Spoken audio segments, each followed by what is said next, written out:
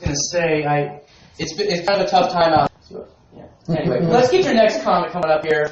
The amazing Christopher Boatwright.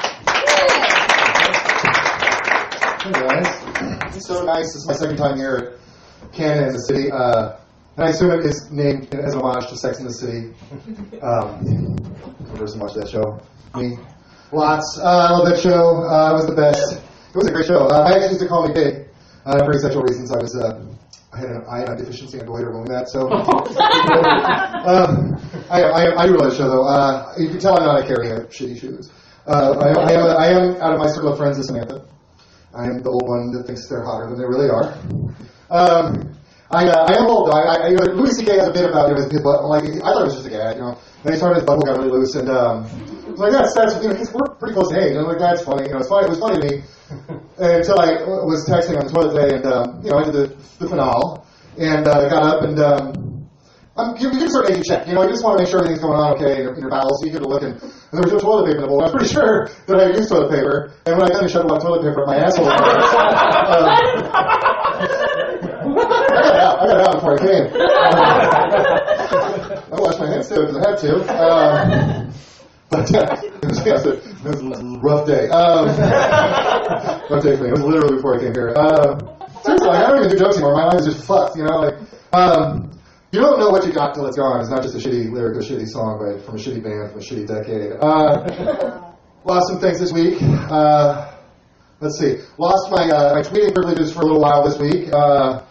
Which I was happy at for like a minute because I'm like, somebody noticed. And then I read it like there's an automated thing. You can't say motherfucker and politicians. Like they can control your body and deport your family. You can't call them a motherfucker.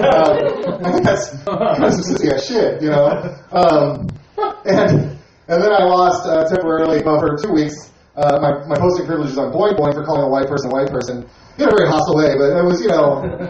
I was funny too. I feel like if you're mean but funny at the same time, like, you know, I think that's how people used to make their bones in this thing. And then today, I lost everything. If you were here last week, I bragged about still being on the schedule. I'm not going to be bragging about that anymore. I did get a lovely envelope from my employer today. They paid me for the shift though, so that was entertaining. I'm going to tell you guys what I got fired for. So I'm not even normally training people. My training at work is what I call Jewish training, which is I just do all the work in front of young people and look miserable while I'm doing it, and then they feel guilty and they just start doing the work. I'm not even joking. It's literally my three rules are don't poison anyone, don't steal from anyone, and don't get me yelled at. And we get along just fine. I don't really give a fuck what happens there. But I was called to do some training for somebody else, and apparently they've been touching the inside of coffee cups when they're handing the customers. Now, if you have a brain, you know that's not a good idea. It's not a huge deal, but it's not a great idea. And I just said offhandedly to a mixed group of people when the restaurant wasn't open, just keep your dirty little dick eaters off the inside of the cup. I mean, I wasn't talking about my dick. I was talking about anybody else's dicks. I wasn't saying touch. You know, nothing like that. And so, you know, and I did probably because the HR meeting, I told them that I don't really believe, you know, that this is really happening because of my mental illness. And then they said, well, we didn't know we were mentally ill. And I said, I told you 3 years ago, you know, every Wednesday also I give psychiatric appointments.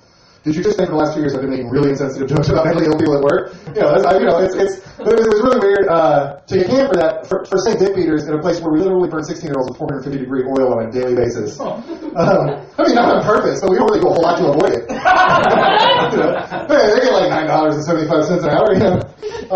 And they get to see elephants. I don't work there anymore. I work at the zoo, you guys. I mean, I did file an agreement, so I'm going to take that job back. I'm going to try and blackmail it, give me money or something. I don't know. But I just want to get a pain in the ass at this point. That's the extent of my interaction. Like, I've never stalked an ex-girlfriend. I'm going to stalk the fuck out of this.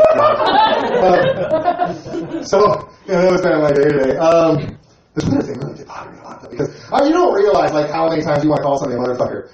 So you can't call somebody a motherfucker on one. Like, that's what I found out, like, 9 o'clock in the morning. Your Twitter privilege has been suspended for 12 hours. And I only had, like, 7 hours left on it. And when I was like, whatever, 12 hours is a big deal. It's not a big deal. Like, 7 times during the remaining 7 hours that day, I was like, oh, fuck! Now, I actually have a list of coaches, mostly it's been football coaches and politicians. That's like who I go after, too. It's not like I'm attacking Leslie Jones or anything like that. It's just football coaches and politicians. And I do get florid in my language, but I think, you know, I don't think saying somebody needs a 338 size hole, giving them a third eye is necessarily a threat. I'm just saying you need one. I'm not saying I'm going to give you one. I think whatever. That was the guy who told his mistress to have an abortion and voted against abortions. I mean, you know, holler if you're with me on that. Fuck that guy, right? I mean, seriously, what a piece of shit. I'll also give you some statistics, just I found interesting. 100% of Alabama theaters not showing Disney's new film because of gay characters are in fact open on the Sabbath. So that was kind of interesting. This is some tips. Jeff Foxworthy's he's a trillionaire, so I thought I'd try to write those. So I'm starting a new bit. You might be a codependent if you ask somebody that you've never been on a date with to move in with you an hour after your girlfriend breaks up with you online. I know that's funny, but it's true. They literally did that. Yeah, that was funny. Let's see. I don't know. There's some jokes in here. You can do those. Oh yeah, I was going to do this. This is true too. People were mad last week at those guys for mixing up an envelope at the Academy Awards, right? Isn't it true though that most of us consider ourselves good employees just for not getting fired? I was going to do that joke before today. I still think it's funny. I'm just not a good employee anymore by my own standards. I'm really any kind of employee. This is just something. Why do straight guys watch lesbian pornography? That doesn't make any sense to me. If there's ever a space where you're not supposed to be able to relate with anybody in the scene, it's lesbian pornography. I just don't get it. I don't know who to identify with. I just I don't think they want me here. This was a real situation. I don't think I'm supposed to be here. Sitting in the corner jacking off's not my thing. I'm not Ross, I really do think that just all heterosexual sex is disgusting and wrong. I really just I think it's the worst. Well, we've had this discussion, Zoe. You know how I feel about that. You guys, I'm going to hit on each other. We're just philosophically minded woke people. And Jews talking a lot of shit, and you guys are around. We work shit out. We run. But no, you guys, who's here is familiar with the tenets of second wave feminism? The idea that we don't exist in an equal society, that we have gender disparity in this world, right? So I maintain to you that if you cannot negotiate with somebody on equal terms, then you're taking advantage of it. I think we all need to stop. I think if we can't solve gender disparity in one generation, we don't deserve to have another generation.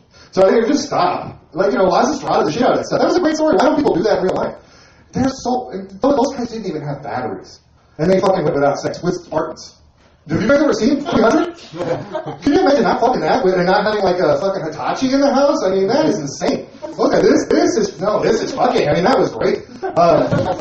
Gerard Butler. That was a lot of airbrushing, and I found out really disappointed by that. I think just, we get together and not have sex. Just all agree not to fuck heterosexual sex. Homosexual sex is cool. That's it. It is. Also, this is a true thing. I read this on Jezebel last week. And I have gotten suspended from Jezebel in 3 years, so I think that's really good. I read this on Jezebel, this thing that men are terrible at sex. That's absolutely fucking true. Okay, that is absolutely true.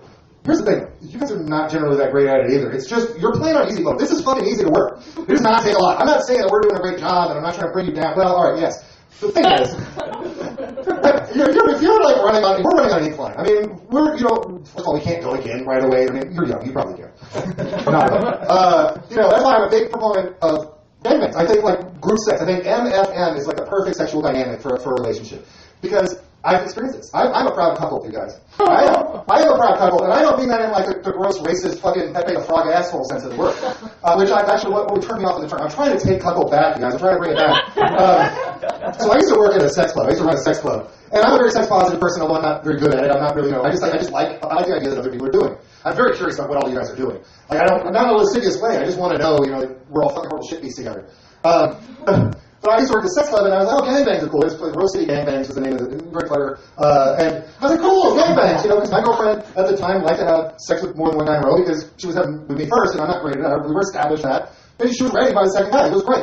And then I get there, and I thought it was really cool because it's there's a lot of gentlemen of color here, and that's awesome to see, some inclusivity. And then the first time I heard a guy say, yeah, fuck her with your big black dick. And I was like, oh wow. All the fun has just left this experience for me entirely. And those people ruin cuckolding, you guys. So I say, if you're a guy, are you woke? Are you woke, man? Are you woke? Let's fucking take it back, dude. I think there's, and also, if you love your partner, I'm sorry, I'm going to assume you have sex with women. But if you do, other guys have sex with her too. That's another thing. A woman won't leave you for that. That's not a reason to leave somebody. If you're worried, oh my god, my boyfriend lets me fuck other guys, I gotta break up with him now. That's the opposite of a reason to leave you. She'll leave you for a lot of other fucked up reasons. That's not one of them. I mean, it could happen. She was gonna go anyways, and at least you got a great reputation after that. I'm gonna wrap it up with just by the way, did you ever see me Saturday? I listened to my set. Apparently I had a little bit of an episode on stage at my father's place Saturday. And that was wonderful for me. The audience not enjoying it as much as I think the laughing was that kind of wrong laugh, like, oh my god, if only I call the ambulance. I can't post it online because I'm pretty sure that it would get me admitted to a psychiatric hospital if my mother or my father heard it. My mother still doesn't follow me on Twitter, but she says she doesn't. The point is, I think we all need to practice a loving form of honesty. You know what I mean? If you like somebody, let them know you like them. Don't check with your peer group to find out if you like them, if they're liked first, if they're a popular person first. And if you don't like somebody, if they don't run a show, obviously you have to stay friends with them on Facebook. But if they don't run a fucking show, unfriend them. I'm not even sick and tired of commenting on people's shit, and everybody skips me, and I'm fucking look at the times. I fucking look at the times. I gotta run a fucking show. Why are you friends with me? That's really annoying. Oh, one more thing.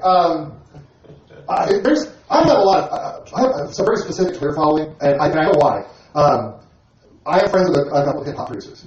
I just want, I repost a lot of shit, but I have to make sure that I'm not a poser. I just like young people's music, and it happens to be mostly hip-hop. It's good music. Don't be mad at old people for not conforming to the stereotypes that you don't like about old people. Okay? You know what I'm saying? I'm not, I'm like, oh, he's not even like the fucking asshole he looks like. Well, I'm a different kind of asshole. I'm more of a young person asshole inside. Okay, you guys? Have a good evening, everybody. All right. Yeah, I don't think every time I see him, that was like a weird laugh.